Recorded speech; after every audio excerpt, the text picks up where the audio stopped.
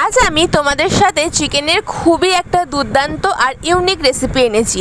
এই রেসিপিটা দেখার পর আমি গ্যারেন্টি দিয়ে বলতে পারছি অনেকেই এই রেসিপিটা একবার হলেও ট্রাই করবে কিন্তু বাড়িতে। প্রথমেই এখানে আমি চিকেন নিয়েছি, চিকেনটাকে ছোট ছোট করে কেটে নিয়েছি। এখানে বোনলেস চিকেন আছে, কিন্তু তোমরা চাইলে এখানে উইথ বোন দিয়েও করতে পারো। এবার এটাকে ম্যারিনেট করে নেবো। তার জন্য দিয়েছি নুন, গোলমরিচ গুঁড়ো, সুন্দর একটা কালার আসার জন্য কাশ্মীরি রেড চিলি পাউডার, রসুন বাটা আর সামান্য একটু আদা বাটা, আর ওপর থেকে দিয়ে দিয়েছিলাম একটুখানি ধনে পাতা।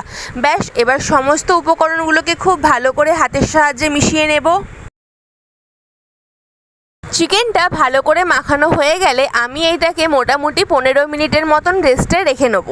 তারপরে আমি কড়াতে নিয়েছি সাদা তেল। এবার যেই চিকেনগুলো আগে থেকে ম্যারিনেট করে রেখেছিলাম সেই চিকেনগুলোকে এবার ভেজে নেব।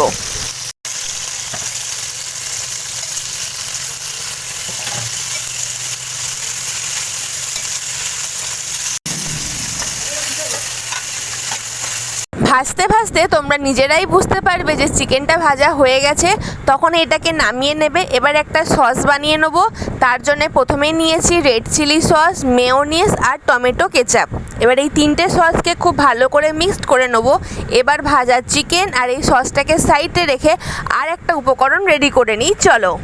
তার জন্যে প্রথমেই এখানে নিয়েছি আমি গরম জল। গরম জলে দিয়ে দেবো সামান্য একটু ইস্টটাকে রেখে দেবো। সামান্য একটু সময় লাগবে অ্যাক্টিভ হতে, ততক্ষণ চলো ময়দার ব্যাটারটাকে বানিয়ে নিই। প্রথমে এখানে আমি নিয়ে নিয়েছি 1 কাপের মতন ময়দা। এবার 10 মিনিট পরে দেখবে ইস্টটা অ্যাক্টিভ হয়ে গেছে। তখন ওই ইস্ট আলা জলটা এই ময়দাতে দিয়ে ময়দাটা যেরকমভাবে মাখাতে হয় মাখিয়ে নেবে। তোমরা চাইলে এখানে আটাও নিতে পারো আর ইস্টটাকেও স্কিপ করতে পারো। শুধু যেন আমার পরোটাগুলো বা লুচি যাই বলো একটু নরম নরম হয়, সেই জন্যেই এখানে আমি ইস্টের ব্যবহার করেছি, কিন্তু তোমরা চাইলে নাও করতে পারো। তারপরে 10 মিনিটের মতন এই ময়দাটাকে রেখে দিয়েছি। এবার ময়দাগুলোকে আমি বেলে নেব।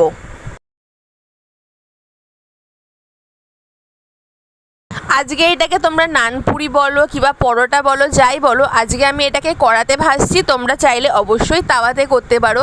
প্রথমে রুটিটাকে দুপাশে ভালো করে সেঁকে নিয়েছি, তারপরে তেল দিয়ে দেবো। খুবই সিম্পল, যেরকমভাবে ময়দার পরোটা করে ঠিক সেরকমই। তোমরা একবার হলেও অবশ্যই এটা বাড়িতে ট্রাই করো, এতটা টেস্টি হয়। আর তোমরা তো দেখলে খুবই কম সময় এটা কিন্তু রেডি হয়ে যায়। তোমরা চাইলে সন্ধ্যের টিফিনে বলো কিংবা বাচ্চা কিংবা হাজব্যান্ডের অফিসে স্কুলের টিফিনেও এটা প্যাক করে দিতে পারো।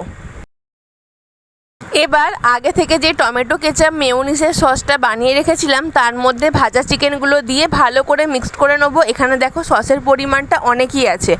তারপরে আমি একটা একটা করে পুরি নেব। এক সাইডে দিয়ে দেবো চিকেন, জাস্ট সামান্য একটু সাজানোর জন্য ধনেপাতা দিয়ে এরকমভাবে মুড়ে একটা স্টিক নিয়ে আমি এটাকে ভালো করে সেট করে নেব। তোমরা আশা করি বুঝতেই পেরেছো।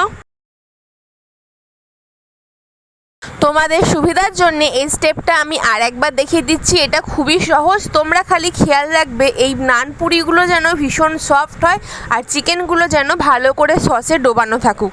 দেখলে তো কি সহজে কম সময়ে আমার একটা ইউনিক রেসিপি রেডি হয়ে গেল। ভিডিও করছিলাম বলে এক হাতে এই কাজটা করেছি বলে একটু অসুবিধা আমার হয়েছে, কিন্তু তোমরা যখন তোমাদের দু হাতে এই কাজটা করবে, রেসিপিটা বানাবে, কোনোই তোমাদের মুশকিল হবে না। তাহলে চলো, আজকের রেসিপিটা তোমাদের কেমন লাগলো আমাকে অবশ্যই জানিও। ভালো লাগলে অবশ্যই লাইক, কমেন্ট আর সাবস্ক্রাইব করে দিও। তোমাদের লাইক কমেন্ট আমাকে উৎসাহ করে প্রত্যেকদিন নতুন নতুন রেসিপি তোমাদের সাথে শেয়ার করতে।